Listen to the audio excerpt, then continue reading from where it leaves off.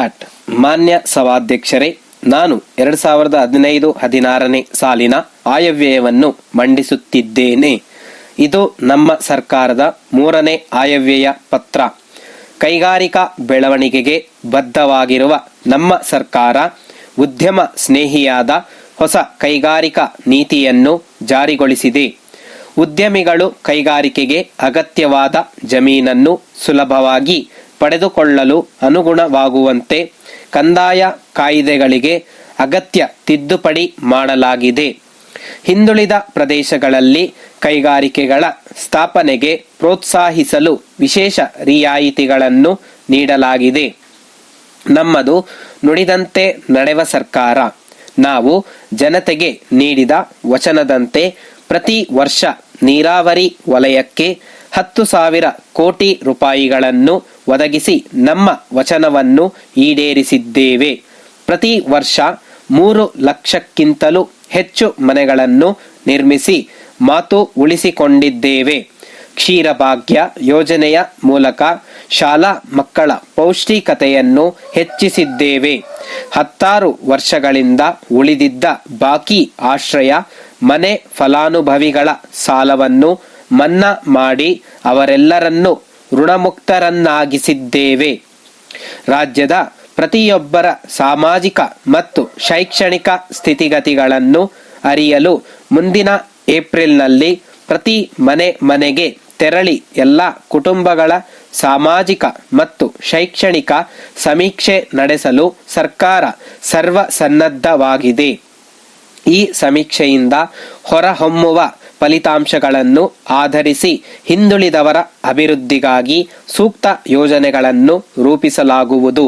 ಪರಿಶಿಷ್ಟ ಜಾತಿ, ಪರಿಶಿಷ್ಟ ಪಂಗಡದ ಎಲ್ಲರಿಗೂ ಸಮಾಜದೊಡನೆ ಸಮಪಾಲನ್ನು ಹಂಚಿಕೊಳ್ಳಲು ಅನುವು ಮಾಡಿಕೊಡುವುದು ನಮ್ಮ ಪ್ರಯತ್ನವಾಗಿದೆ. ಈ ನಿಟ್ಟಿನಲ್ಲಿ ಇವರ ಕಲ್ಯಾಣಕ್ಕಾಗಿ ಈ ಸಾಲಿನಲ್ಲಿ ಪರಿಶಿಷ್ಟ ಜಾತಿ ಉಪಯೋಜನೆ ಮತ್ತು ಪರಿಶಿಷ್ಟ ಪಂಗಡ ಉಪಯೋಜನೆಗಳಡಿ ಒಟ್ಟಾರೆ 10,000 ಕೋಟಿ ರೂಪಾಯಿಗಳನ್ನು ಒದಗಿಸಲಾಗಿದೆ. ನಿವೇಶನ ಹೊಂದಿರುವ ಪರಿಶಿಷ್ಟ ಜಾತಿ ಮತ್ತು ಪರಿಶಿಷ್ಟ ಪಂಗಡಕ್ಕೆ ಸೇರಿದ ವಸತಿ ರಹಿತ ಬಡ ಕುಟುಂಬಗಳಿಗೆ ಗ್ರಾಮೀಣ ಪ್ರದೇಶಗಳಲ್ಲಿ 1 ಲಕ್ಷ ಮನೆಗಳನ್ನು, ನಗರ ಪ್ರದೇಶಗಳಲ್ಲಿ 50,000 ಮನೆಗಳನ್ನು ವಸತಿ ಇಲಾಖೆಯ ಮುಖಾಂತರ ನಿರ್ಮಿಸಲಾಗುವುದು. ಮನೆಗಳ ಸಂಪೂರ್ಣ ವೆಚ್ಚವನ್ನು ಸರ್ಕಾರವೇ ಭರಿಸುತ್ತದೆ. ನಿವೇಶನ ರಹಿತ ಪರಿಶಿಷ್ಟ ಜಾತಿ ಮತ್ತು ಪರಿಶಿಷ್ಟ ಪಂಗಡಕ್ಕೆ ಸೇರಿದ ಬಡ ಕುಟುಂಬಗಳಿಗೆ 50,000 ನಿವೇಶನಗಳನ್ನು ಹಂಚಿಕೆ ಮಾಡಲಾಗುವುದು. ಗ್ರಾಮಾಂತರ ಪ್ರದೇಶಗಳಲ್ಲಿ ಪರಿಶಿಷ್ಟ ಜಾತಿ ಪರಿಶಿಷ್ಟ ಪಂಗಡದವರಿಗಾಗಿ ಸ್ಮಶಾನ ಭೂಮಿ ಇಲ್ಲದ ಕಡೆ ಹಂತ ಹಂತವಾಗಿ ಭೂಮಿಯನ್ನು ಖರೀದಿಸಿ ಕಾಯ್ದಿರಿಸಲಾಗುವುದು. ಪರಿಶಿಷ್ಟ ಜಾತಿ ಪರಿಶಿಷ್ಟ ಪಂಗಡದ ಅತಿ ಸೂಕ್ಷ್ಮ ಹಾಗೂ ಅತಿ ಹಿಂದುಳಿದ ಉಪ ಜಾತಿಗಳನ್ನು ಗುರುತಿಸಿ ವಿಶೇಷ ಅಭಿವೃದ್ಧಿ ಕಾರ್ಯಕ್ರಮಗಳನ್ನು ರೂಪಿಸಿ ಅನುಷ್ಠಾನಗೊಳಿಸುವ ಮೂಲಕ ಅವರ ಆರ್ಥಿಕ ಸ್ಥಿತಿಗತಿಯನ್ನು ಅಭಿವೃದ್ಧಿಪಡಿಸಲಾಗುವುದು. ಸಾಮೂಹಿಕ ವಿವಾಹ ಕಾರ್ಯಕ್ರಮಗಳಲ್ಲಿ ಸರಳವಾಗಿ ಮದುವೆ ಮಾಡಿಕೊಳ್ಳುವ ಪರಿಶಿಷ್ಟ ಜಾತಿ ಪರಿಶಿಷ್ಟ ಪಂಗಡಕ್ಕೆ ಸೇರಿದ ದಂಪತಿಗಳಿಗೆ ಸರಳ ವಿವಾಹ ಯೋಜನೆಯಡಿ 1 ಬಾರಿಗೆ 50,000 ರೂಪಾಯಿಗಳ ಆರ್ಥಿಕ ನೆರವನ್ನು ಅವರ ಜೀವನೋಪಾಯಕ್ಕಾಗಿ ನೀಡಲಾಗುವುದು. ಜಾತಿ ಭೇದವನ್ನು ನಿವಾರಿಸಲು ಪರಿಶಿಷ್ಟ ಜಾತಿ ಪುರುಷರು ಇತರೆ ಜಾತಿಯ ಹೆಣ್ಣು ಮಕ್ಕಳನ್ನು ಅಂತರ್ಜಾತಿ ವಿವಾಹದಲ್ಲಿ ಹಾಲಿ ನೀಡುತ್ತಿರುವ ಪ್ರೋತ್ಸಾಹ ಧನವನ್ನು ರೂಪಾಯಿ 50,000ದಿಂದ 2 ಲಕ್ಷಗಳಿಗೆ ಹೆಚ್ಚಿಸಲಾಗುವುದು ಹಾಗೂ ಪರಿಶಿಷ್ಟ ಜಾತಿ ಹೆಣ್ಣು ಮಕ್ಕಳನ್ನು ಇತರೆ ಜಾತಿಯ ಪುರುಷರು ವಿವಾಹವಾದಲ್ಲಿ ಹಾಲಿ ನೀಡುತ್ತಿರುವ ಪ್ರೋತ್ಸಾಹಧನವನ್ನು 1 ಲಕ್ಷ ರೂಪಾಯಿಗಳಿಂದ 3 ಲಕ್ಷಗಳಿಗೆ ಹೆಚ್ಚಿಸಲಾಗುವುದು. ನಾಡಪ್ರಭು ಕೆಂಪೇಗೌಡ ಬಡಾವಣೆಯ ನಿರ್ಮಾಣ ಕಾರ್ಯವು ಪ್ರಗತಿಯಿದ್ದು 5,000 ನಿವೇಶನಗಳನ್ನು ಹಂಚಲು ಮಾರ್ಚ್ 2016ರೊಳಗಾಗಿ ಅರ್ಜಿಗಳನ್ನು ಆಹ್ವಾನಿಸಲಾಗುವುದು. 2016-17ನೇ ಸಾಲಿನಲ್ಲಿ ಮತ್ತೆ ಸುಮಾರು 5,000 ನಿವೇಶನಗಳನ್ನು ರಚಿಸಿ ಸಾರ್ವಜನಿಕರಿಗೆ ಹಂಚಿಕೆ ಮಾಡಲಾಗುವುದು. ಒಟ್ಟು 117 ಕೆರೆಗಳ ಪುನರುಜ್ಜೀವನಕ್ಕಾಗಿ ಬೆಂಗಳೂರು ಅಭಿವೃದ್ಧಿ ಪ್ರಾಧಿಕಾರಕ್ಕೆ ಇದನ್ನು ಹಸ್ತಾಂತರಿಸಲಾಗಿದೆ. ಈ ಪೈಕಿ ಮೊದಲನೇ ಹಂತದಲ್ಲಿ 12 ಕೆರೆಗಳ ಅಭಿವೃದ್ಧಿ ಕಾಮಗಾರಿಗಳು ಪ್ರಗತಿಯಲ್ಲಿವೆ. ಮುಂದಿನ ಸಾಲಿನಲ್ಲಿ ಒಟ್ಟು 19 ಕೆರೆಗಳ ಅಭಿವೃದ್ಧಿ ಕಾಮಗಾರಿಗಳನ್ನು ಹಂತ ಹಂತವಾಗಿ ಆರಂಭಿಸಲು ಯೋಜಿಸಲಾಗಿದ್ದು, ಇನ್ನು 20 ಕೆರೆಗಳ ತಂತಿ ಬೇಲಿ ನಿರ್ಮಾಣ ಕಾಮಗಾರಿ ಪೂರ್ಣಗೊಂಡಿರುತ್ತದೆ.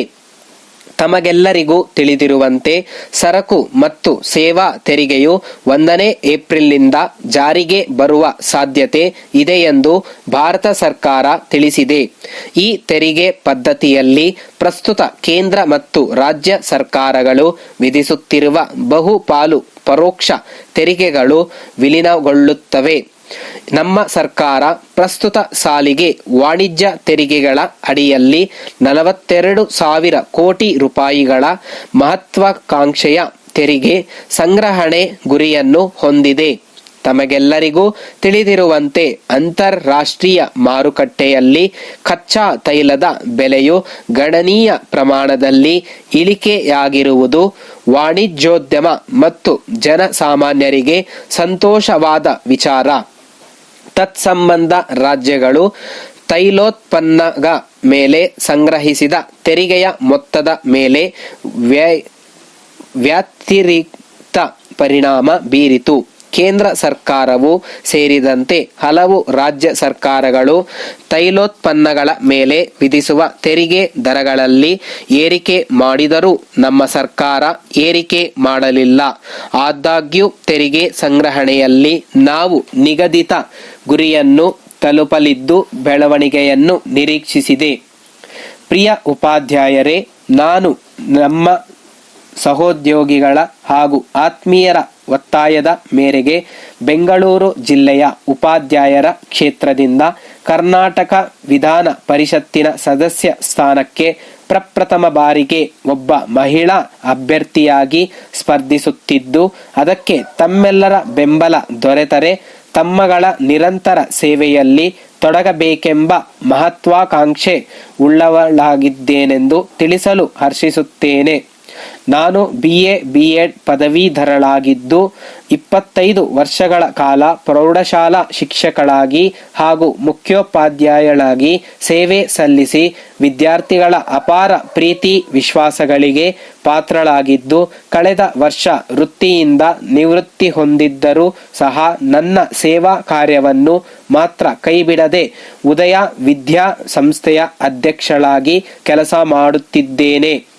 ಶೈಕ್ಷಣಿಕ ರಂಗದ ನನ್ನ ಈ ಒಂದು ದೀರ್ಘಕಾಲದ ಸೇವಾನುಭವದಲ್ಲಿ ಉಪಾಧ್ಯಾಯರ ಕುಂದುಕೊರತೆಗಳನ್ನು ಹಾಗೂ ವಿದ್ಯಾರ್ಥಿಗಳ ಸಮಸ್ಯೆಗಳನ್ನು ಚೆನ್ನಾಗಿ ಅರ್ಥ ಮಾಡಿಕೊಂಡಿದ್ದೇನೆ.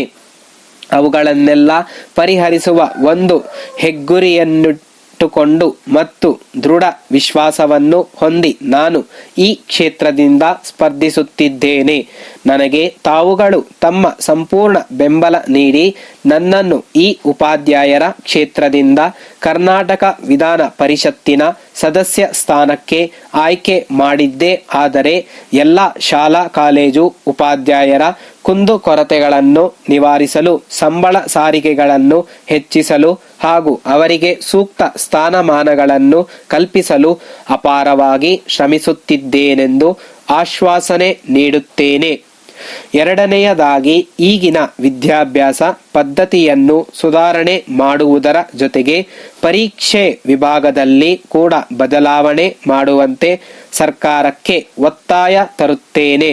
ಮೂರನೆಯದಾಗಿ, ಖಾಸಗಿ ಶಿಕ್ಷಣ ಸಂಸ್ಥೆಗಳನ್ನು ಸುಧಾರಿಸಲು ಮತ್ತು ಅವುಗಳಲ್ಲಿ ಹರಿಜನ ಗಿರಿಜನ ಸ್ಥಾನಗಳನ್ನು ಕಾಯ್ದಿರಿಸುವಂತೆ ಮಾಡಲು ಸತತವಾಗಿ ಹೋರಾಟ ಮಾಡುತ್ತೇನೆ. ಸಮಾಜವಾದಿ ಸಮಾಜವನ್ನು ಸ್ಥಾಪಿಸಲು, ಸ್ವಾವಲಂಬನೆಯತ್ತ ಜನರನ್ನು ಕೊಂಡೊಯ್ಯಲು ಹಾಗೂ ಆರ್ಥಿಕ ಮತ್ತು ಸಾಮಾಜಿಕ ಸಮಾನತೆಯನ್ನು ಸಾಧಿಸಲು ಅವಿಶ್ರಾಂತವಾಗಿ ದುಡಿಯುತ್ತೇನೆಂಬ ಭರವಸೆಯನ್ನು ತಮಗೆ ನೀಡಬಯಸುತ್ತೇನೆ. ದಯಮಾಡಿ ತಮ್ಮ ಅತಿ ಅಮೂಲ್ಯವಾದ ಮತವನ್ನು ಡಿಸೆಂಬರ್ 23ರಂದು ಭಾನುವಾರ ನಡೆಯುವ ಚುನಾವಣೆಯಲ್ಲಿ ನನ್ನ ಹೆಸರಿಗೆ ನೀಡಿ ತಮ್ಮೆಲ್ಲರ ಸೇವೆ ಮಾಡಲು ಅವಕಾಶ ಕಲ್ಪಿಸಿಕೊಡಬೇಕೆಂದು ವಿನಯಪೂರ್ವಕವಾಗಿ ಕೇಳಿಕೊಳ್ಳುತ್ತೇನೆ. ವಿಜಯ.